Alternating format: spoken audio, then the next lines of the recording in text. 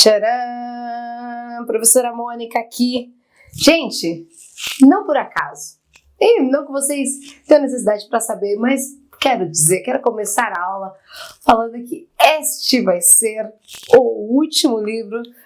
Eu decidi que esse fosse o último, porque se não fosse o primeiro ia ser o último, e é o último livro que eu estou gravando, porque eu vim numa toada aqui e este, sendo dos mais significativos para mim, ficou por último, porque eu queria mastigar e digerir bem como eu vou, aliás, agora deixar essa aula para vocês sobre Racionais MCs, Sobrevivendo no Inferno, lista que está na lista dos livros de leitura obrigatória da Unicamp, que eles colocaram lá na Conveste. E em 2018 todo mundo foi à loucura, meu Deus, Racionais nessa lista, como assim? Gente, vamos fazer, não é? Eu sempre faço a introdução, sempre faço a cama pra gente deitar.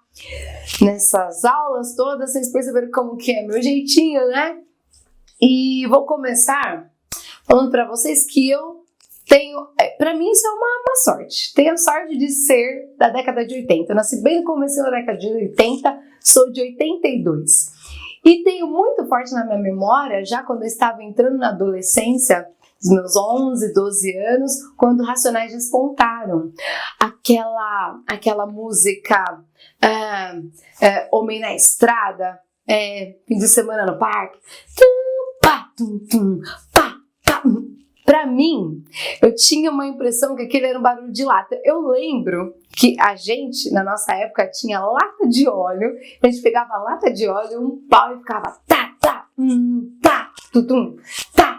e a gente ficava batendo na lata de óleo para começar o que eu hoje, como professora, digo, declamar os versos desse quarteto aqui, desses caras, não é? A gente tinha uma mania de quem consegue falar, cantar sem ler a letra, quem consegue decorar mais rápido as letras. Gente, isso já no álbum anterior a este. Eu lembro muito disso, 12, 13 anos, quando eu, em 1997, tenho 15 anos, ingresso no ensino médio. A gente, né, todo mundo que é da periferia, eu sou de extremo leste, isso daqui chegou muito rápido pra gente. Parecia até que já tinha internet, chegou muito rápido. Eu lembro muito de já ouvir. E qual não foi minha surpresa? Que a primeira música que me impactou foi Diário de um Detento. E qual foi minha surpresa que fosse essa música que falasse sobre o Carandiru. Quando eu era pequena, olha só o papo, né? Olha só o papo. Porque vocês lembram, né? Que eu sempre falo que a literatura, ela trata de um recorte de uma época. Então, para mim, isso aqui é muito significativo porque é de uma época que eu vivi. Eu, quando era pequenininha, minha mãe fazia um percurso comigo que era da linha azul de metrô e eu passava pelo Carandiru. Sempre, quase todo mês, a gente passava pelo Carandiru. E eu era muito pequena e eu lembro isso. É muito presente, é muito latente para mim eu andar em frente ao Carandiru. E, gente, é que hoje, se vocês jogarem no Google, vocês vão ver as imagens, os detentos todos para fora, as pernas, os braços, e aqueles detentos todos no calor, porque geralmente, né, em São Paulo faz aquele mormaço, aquele calor, e como era super lotado, eles ficavam com as pernas, os braços. Gente, eu era criança.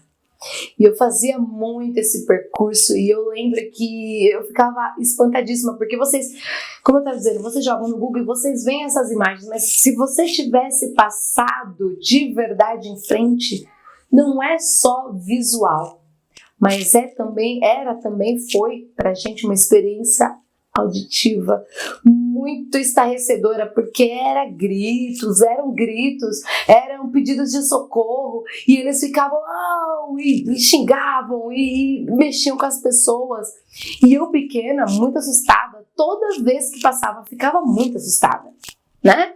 E minha mãe sempre falava, são bandidos, são ladrões, eles merecem estar ali, olha lá, se você não for alguém na vida, vai parar ali. Aquele discurso que todo mundo tinha, década de 90, a gente era close errado atrás de close errado, vocês sabem bem como é que era, né? Década de 90 foi assim. E eu tenho essa memória.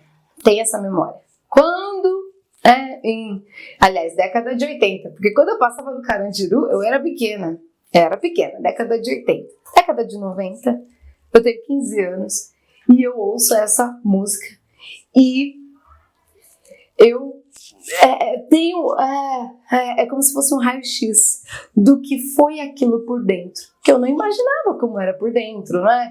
Pensa que hoje para vocês é muito fácil estar em qualquer ambiente, pra gente não era. Então, para mim, eu tive uma descoberta. Racionais MCs, para muita gente, principalmente para aquela época, eles tiraram as vendas dos nossos olhos.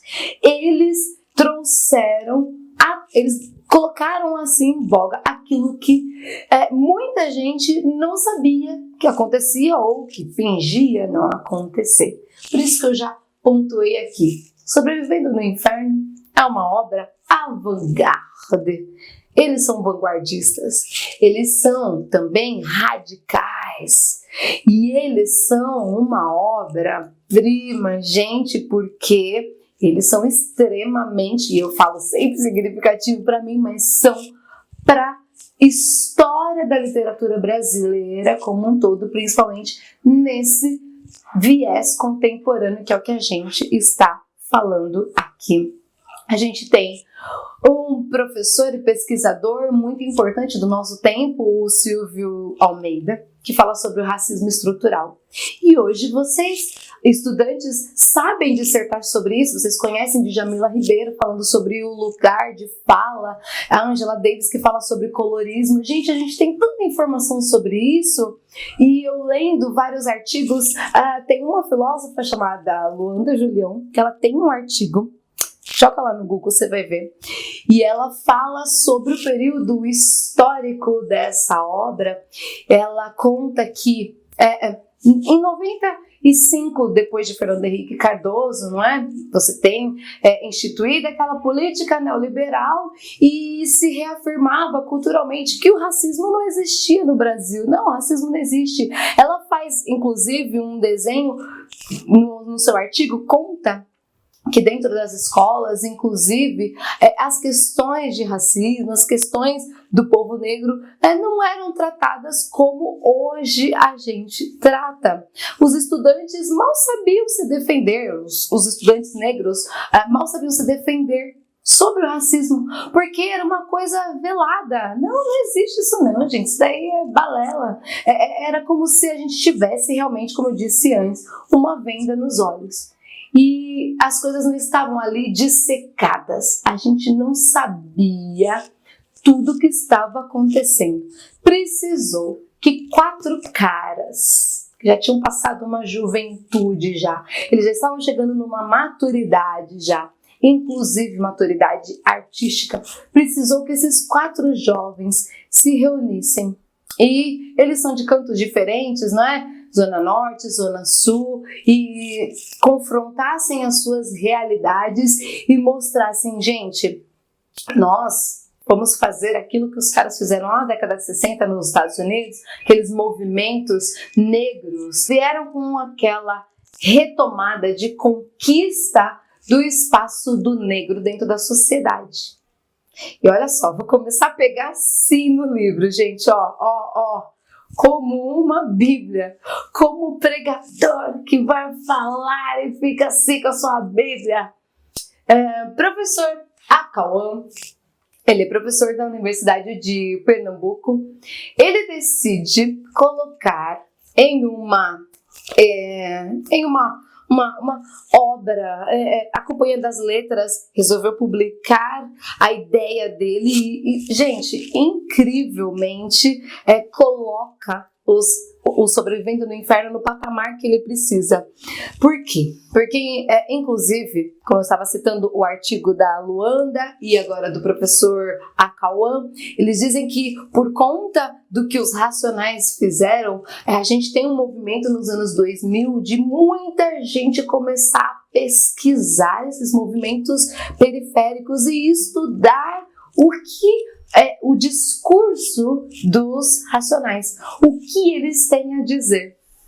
Todo mundo começa a prestar atenção na fala deles. O professor Acauã, todo mundo sabe, não é? Dentro da lista da Conveste, a gente tem que estudar a obra Sobrevivendo no Inferno, que é um CD. Quisera eu estar com o CD aqui, mas não estou. Trouxe o livro que foi publicado e o livro, olha como o professor Acauã foi sábio nessa, né? O livro é Sobrevivendo no Inferno. Não tem o nome do professor Acauã em nenhuma parte, você só vê mesmo quando ele assina o artigo introdutório. Porque quem é a estrela, quem é o centro de tudo é o disco. Então, aqui o livro a gente tem somente, não é, a referência do álbum, que ele é fonográfico, ele deve ser escutado e ele foi feito para isso. Tanto que lá dentro da Conveste a gente tem classificado como produção poética, é o gênero poema. E é interessante que o artigo do professor Acauã se chama O Evangelho Marginal dos Racionais MCs. E lembra que eu disse que eu ia segurando assim, lembrando de um pregador de igreja gospel, pentecostal. Gente, olha só como ele pediu para que fosse editado, como que fosse feita a arte desse livro. Gente, vocês sabem, né? Quando você pega o CD, ele tem toda essa pegada mesmo bíblica. Você pensa que ali é todo preto. As pistas visuais que eles nos deram ali no encarte do CD são para fazer referência à Bíblia. Foi, inclusive, essa questão que caiu na última vez que eles mencionaram Sobrevivendo no Inferno, para que você analisasse essa construção visual do CD. Vocês viram bem. E olha só como ele coloca a construção visual do livro. A gente tem aqui em dourado, olha só que lindo, em preto, e a cruz dourada bem ao centro. Todo o livro é muito bem feito, cheio de fotos inéditas, e você fica mais apaixonada ainda por essa obra, gente, que é incrível. O Evangelho Marginal dos Racionais é uma obra que busca evangelizar. Será? Vou discorrer, então, feita essa cama, feito toda a minha introdução, vocês entenderam qual foi o recorte da época, qual o significado. Vocês ouviram um testemunho de uma pessoa que realmente viveu, sentiu o lançamento disso e o que representou, né? Se vocês perceberam, eu quis explicar para vocês o impacto que Racionais me ensinaram, me doutrinaram, por que não, em muitos aspectos da cultura periférica. Como eu estava dizendo, ele se enquadra no gênero poema. E o poema, vocês sabem que é uma construção textual composta por versos. As canções, os raps, muitas vezes eles estão dispostos em formato de versos. E o poema, né? Dentro do poema vive personagens. E o personagem principal que vai dar o tom, que é o criador de toda aquela linha poética da poesia em si, é o eu lírico ou o eu poético. E o eu lírico de toda a obra Sobrevivendo no Inferno é um sujeito periférico. Eles se referem ao sujeito homem, né? Eu sou sujeito homem, mas esse sujeito homem, ele é da periferia, ele fala ao seu semelhante, é a periferia falando para a periferia. E inclusive é esse trato que eles querem. Ou galera da periferia, se vocês não sabem o que está acontecendo aqui, ou se vocês aí estão com uma venda nos olhos, que não sabem o que é isso, pois a gente vai trazer aqui para vocês uma obra que vai dizer o que realmente é. E vocês aprendendo e vendo o que isso é, agora a gente vai lutar, a gente vai conquistar o nosso espaço e a gente vai vencer, se imbuir de um sentimento para que a gente se redima, a gente precisa alcançar a redenção. Galera, por que eu coloquei essa cruz, que foi a mesma cruz que estava lá na aula do Padre Antônio Vieira? Lembra que eu estava falando, não é? Que não por acaso eles selecionaram aqueles sermões, os sermões de cunho altamente religioso. A obra dos Racionais MCs, Sobrevivendo no Inferno, ela tem muito essa pegada também, não é? Vocês sabem que o tempo inteiro ele está fazendo um vai e vem, mencionando o discurso bíblico. Tem horas que sim, ele vai ter ali um certo sincretismo, né, religioso, ele coloca algumas questões das matrizes africanas, mas o que mais predomina é a questão do discurso religioso no tocante ao mundo evangélico, às questões das igrejas neopentecostais. Eu vou chegar aqui já. Não vou chegar aqui já. Mas antes eu quero perguntar a você. Será que você já conhece essa obra? Você não precisa ir lá na internet comprar esse livro. Como eu disse, o que cai na lista é o álbum. Você pode colocar lá no YouTube, no Spotify e escutar o CD. Galera, você não tem que ir em Diário de um Detento, que é a que você gosta mais, aí depois você vai para a última, Fórmula Mágica da Paz, depois você volta à primeira. Você não tem que fazer isso. A sua postura enquanto estudante que está se preparando para entender essa obra enquanto literatura, enquanto produto artístico, é de respeitar o que os autores quiseram. Se eles colocaram essa ordem de faixa, é porque todo esse percurso que você deve fazer é seguindo essa ordem. Então aqui a primeira dica você vai mergulhar nessa obra, você vai estudar, se aprofundar, coloque esse CD sem o Randall, coloque esse CD faixa a faixa e escute uma por uma. Assim como o João Cabral de Melo Neto faz em Morte e Vida Severina, que você sabe, se você pegar, só folhear, você vai entender que é um livro que conta toda uma história, mas ele é disposto em versos. Eu não posso pegar o Morte e Vida Severina e ir picotando. Não, eu tenho que entendê-lo enquanto uma trajetória que eu sei, é poema, ele não é narrativo, né? O poema tem a função emotiva muito aflorada, né? A função social é outra, mas o poema pode contar uma história, tem traços narrativos por trás. E se tem traços narrativos, eu vou respeitar a sequência e todo o encadeamento que ele vai dando. Aqui no Sobrevivendo no Inferno é diferente, gente. Ele vai fazer um percurso, tá bom? E todo esse percurso que ele vai fazendo vai culminar, vai fomentar o protagonismo popular. Então, eu falei tantas vezes a palavra significativa, estou ficando redundante.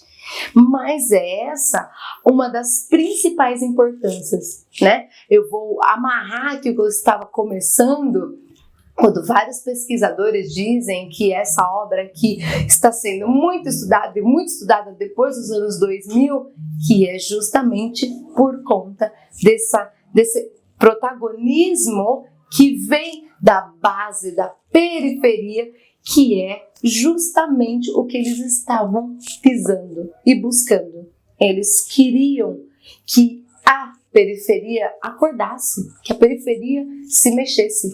Por isso que a gente tem até um tom de sermão, eles vão ali exortar, tentar convencer aqueles que estão ouvindo, aqueles que estão se engajando com eles nessa obra, a realizar certos atos. O Mano Brown, professor Acauã, fala por muitas vezes que ele é o pastor marginal. Ele está pregando, ele por muitas vezes exorta, dá conselhos. Aqui a gente tem por muitas vezes um pastor marginal, uma figura de alguém que vai te aconselhar e vai te apontar caminhos. Isso também pode ser muita influência das questões da teologia da prosperidade que veio na década de 90, aquele contexto neopentecostal, e é justamente por isso que eles colocam essa identidade visual para a gente linkar toda a obra com a Bíblia. É por isso que ele diz que é um evangelho marginal. Por quê? Porque provavelmente, a gente tem nos anos 90 a igreja invadindo as periferias, e aí muita gente acreditando nesse discurso da teologia da prosperidade. Eles então vão lá e colocam: sim, a gente pode vencer, a gente pode conquistar, a gente pode prosperar. Quem são esses políticos que vêm aqui instituir a política neoliberal goela abaixo da gente? É um contexto que vai gerar uma luta e um engajamento. Por isso que eu coloco essa questão do tom de sermão, quando ele vai querer convencer, e como o professor Acauã mesmo diz, é um pastor marginal, Porque ele vai lá na base, lá na periferia. Eles vão lutar, como ele coloca aqui, contra um projeto de nação que deseja exterminar o povo preto da periferia. Eles querem engajar. A luta é para que você se redima e você alcance a salvação de não ser mais um alienado, de você descobrir o que está acontecendo aqui. E, como eu estava dizendo, para mim, a obra Sobrevivendo no Inferno conversa muito com aquela outra obra da lista, a dos sermões do Padre Antônio Vieira, por conta desse viés religioso. Lá era do Barroco, e no Barroco a gente sabe que tem esse dualismo. E é engraçado que a gente vê um dualismo aqui, porque ele fala do mundo do crime, ele fala das questões que os jovens enfrentam lá, sem julgamento de valor, mas ao mesmo tempo ele vai buscar uma redenção. Ao mesmo tempo, ele faz uma analogia que essa obra se assemelha muito ao culto evangélico. Um culto evangélico.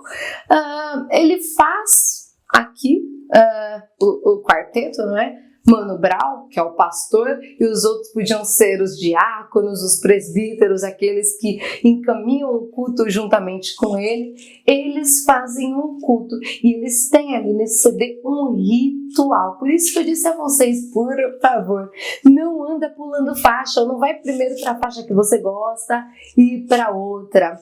Vai escutando na ordem que eles colocaram. Por quê? Porque dentro dos poemas todos a gente vai encontrando os aspectos narrativos, vem imaginando as histórias que eles querem nos contar, e aí a gente vai entender o propósito, a função social, porque essa obra está, ela é tão, não vou mais falar significativo, senão vocês vão me bater, mas porque ela é importante, relevante, tá? Porque para mim, gente, é uma obra-prima, não tem como falar, Vamos lá, eu vou pegar aqui porque ia ficar muito extenso pra gente colocar na lousa. Ele fala assim, primeiro a gente tem como se fosse num culto evangélico, a gente tem a leitura do evangelho, A gente começa com os cânticos de louvor, aí vocês lembram, Ô, Guiê! Aí começa com canto, aí vem uns pianinhos, e aí tá começando o culto, tá todo mundo chegando.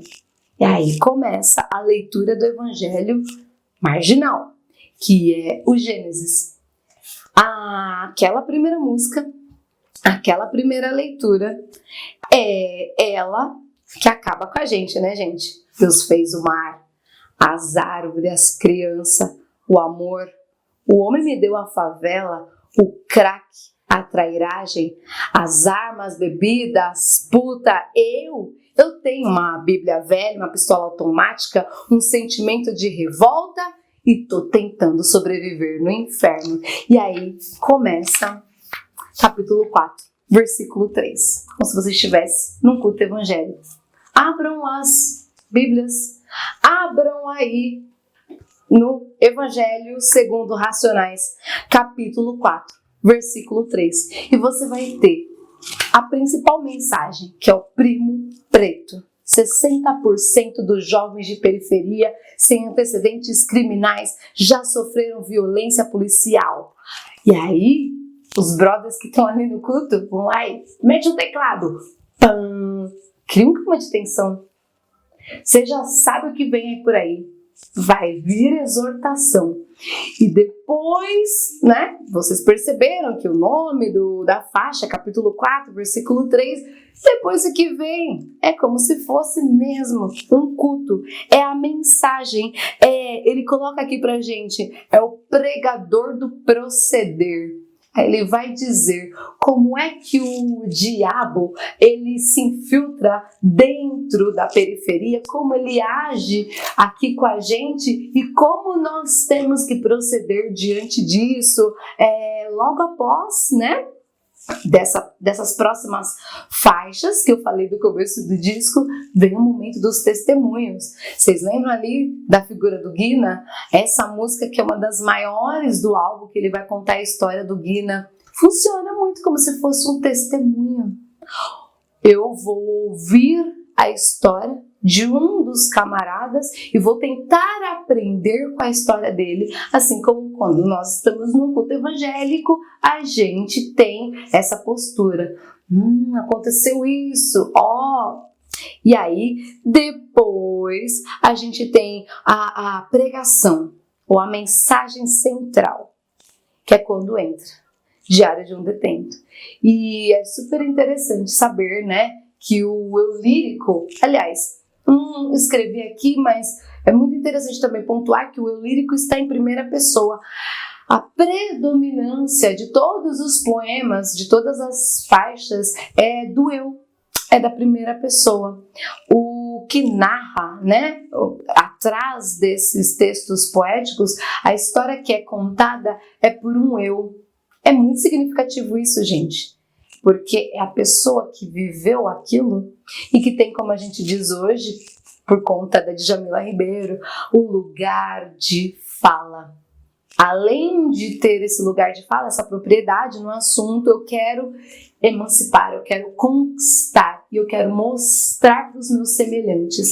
E no Diário de um Detento, né, você sabe que o Brown tem a ajuda de um dos detentos, porque quando ele faz a visita ao Carandiru, ele recebe essa carta, esses escritos. Vocês conhecem essa história, né? Essa letra não é 100% deles, não é 100% do Mano Brown.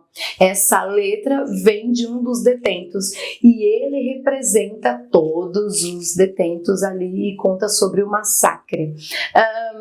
O professor fala aqui no começo que, assim como Auschwitz serve como laboratório para você entender a mentalidade do povo do Ocidente em um determinado recorte, o massacre do Carandiru, ele é um laboratório de como foi a década de 90 aqui para o nosso contexto, entendeu? Por isso que ele coloca como o Diário do Detento como o clímax. É o centro desse álbum, é a grande mensagem, e sim, é o pancadão, como diz o Wagner, né? Você recebe o soco no estômago, é você escutar essa música de cabo a rabo. E, como eu estava dizendo, gente, foi a primeira música que eu decorei desse álbum, porque foi o fervo. A primeira música que chega pra gente é Diário de um Detento, e a gente quer memorizar aqueles versos e quer cantar aquilo ensandecidamente, porque eu mesma, sabendo como era o Carandiru antes de ele ser demolido, sabendo de como funcionava aquilo, porque eu vi, eu cheirei, eu ouvi, eu senti aquilo. Quando eu ouço e eu memorizo esses versos e eu tenho a simbiose, né? Aquele momento que a gente tem com o autor e o interlocutor ali, né? Eu tenho esse momento de... Não é bem simbiose, é uma outra palavra, daqui a pouco eu vou lembrar. A catarse. Quando eu tenho esse momento de catarse, esse é a palavra certa. Eu entendo o que era aquilo, o processo todo que estavam vivendo aqueles detentos. E assim como num culto evangélico, que a gente tem que se colocar eticamente na posição do outro, entendê-lo, assim como a figura de um Jesus Cristo que não se coloca como superior, mas que o meu outro deve ser levado em consideração, que eu devo amá-lo acima de tudo, a gente se coloca. Eu, pelo menos, foi esse processo que eu tive. Me colocar na posição de um daqueles detentos e sentir o que eles estavam vivendo. É uma grande catarse essa música. Ele diz aqui que sim, é a mensagem central. Depois disso, a gente tem algumas outras músicas que mostram exemplos do modo de atuação do diabo no interior da comunidade, gente. Eu vou ter uma crítica aqui. Assim como eu falei do Vieira, que ele, em alguns momentos, ele é tido até como racista, porque ele tinha uma postura meio estranha com os escravizados, com o povo negro. Nessas outras músicas que eles vão dando, depois do Diário de um Detento, que eles trazem exemplos de modo de vida, que eles vão contar vários causos, né? A gente tem causos. Aconteceu isso, acontece isso, acontece isso. Gente, eu tenho uma crítica a fazer. Meninas que estão aí me assistindo, vocês não se incomodaram, não? Com o tom machista de algumas músicas, o jeito como eles se referem às mulheres, até com determinada violência que não tinha necessidade daquilo. É o recorte de uma época também. Naquela época a gente não tinha certas discussões que hoje a gente tem. Inclusive as mulheres não tinham espaço para serem ouvidas ou para reivindicar mudanças de comportamento mesmo e até de adequação da linguagem por parte dos homens. A gente cobra. Hoje a gente cobra. Hoje a gente não quer ouvir certas coisas. E eles são meio machistas. Vocês perceberam, não é, meninas? Naquela música que ele fala em qual mentira eu vou acreditar, o cara quer socar a menina e quer acabar com ela, vou esfolar a cara dela. Então, assim, a gente tem que prestar atenção e tem que fazer a crítica de vez em quando. Por quê, gente? A gente tem que entender que o texto é denso e que ele vai entregar muita coisa pra gente. E eu sempre pontuo, não é? É um recorte de uma época. Hoje, a gente olha para aquilo e consegue enxergar, pontuar certas coisas. Até é engraçado que eu fui assistir a um documentário e o Brown falando que tem algumas músicas que ele não canta nos shows, por mais que peçam, ele não canta. Essa daí é uma delas que ele fala assim, eu hoje olhando para trás, vejo o quanto eu fui violento, incisivo e não tinha por que colocar tanta revolta ou falar dessas coisas com determinadas expressões. Ele faz essa autocrítica, eu acho super interessante. Já tô pontuando aqui porque eu cutuquei, mas né, já tô dizendo que ele já assumiu também que sim, né? Naquela época a gente tinha um contexto e eles foram muito transgressores e foram vanguardistas quando, né, por conta desse tom radical, lhes trouxeram em voga o protagonismo popular, que é o sujeito periférico, que é como eu coloquei aqui. A sobrevivência de fato se dá. Eu consigo sobreviver nesse inferno que é essa cidade quando eu consigo entender o meu papel, que é sair do meu status quo e partir para uma emancipação. Eu quero conquistar os meus espaços de direito. E sim, o Brown, ele fala, eu não preciso sair do capão. Eu não preciso ir morar lá na mansão em Alphaville. Eu posso continuar no Capão e conquistar os meus espaços. Quais são esses espaços? É você abandonar a favela e ter uma boa casa no centro? Não, gente. É você conquistar espaços dentro da sociedade que te façam ser dignos e aceitos.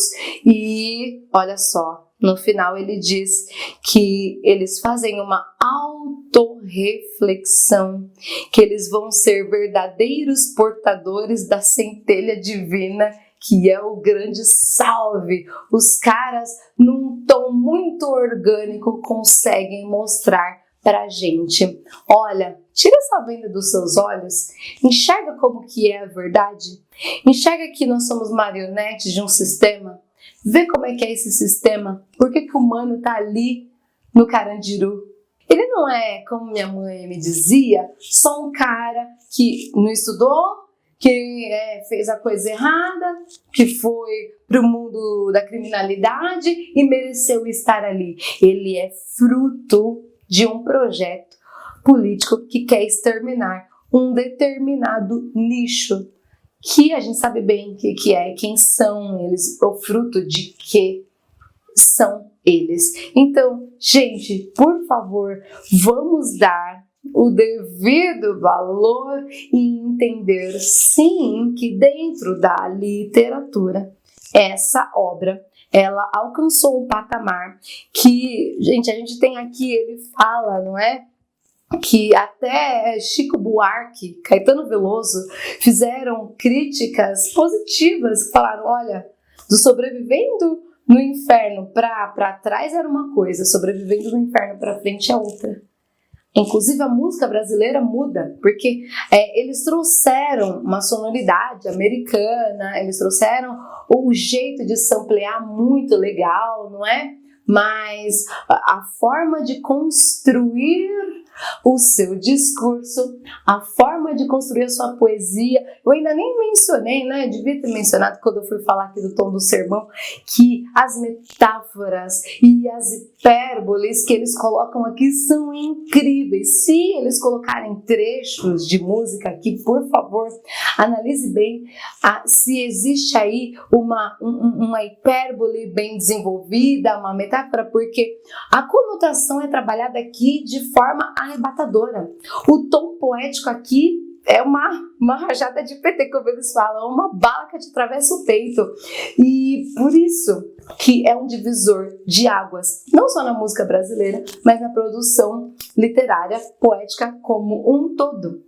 Eles conseguiram agregar aqui de vários elementos um discurso que me convenceu e convence até hoje uma multidão geral que para analisar fala, sim, é relevante, sim, eles conseguiram me convencer, sim, hoje eu entendo que a periferia precisa se emancipar, ela precisa resgatar os seus valores e nós temos que olhar para a periferia. Esse é o grande problema da nossa sociedade. A gente tem que resolver as nossas questões de sobrevivência e nós temos que ter dignidade. Gente, eles são grandes pregadores, não são? Isso daqui é um grande evangelho, não é? No final você vê que se encerra o culto evangélico como se fosse mesmo um momento de, olha, vamos embora, irmãos, vou agradecer a Deus, vamos pedir aos céus que nos acompanhem. E é isso que eu quero dizer para vocês também como mensagem final dessa aula. Acreditem que a luta vale a pena.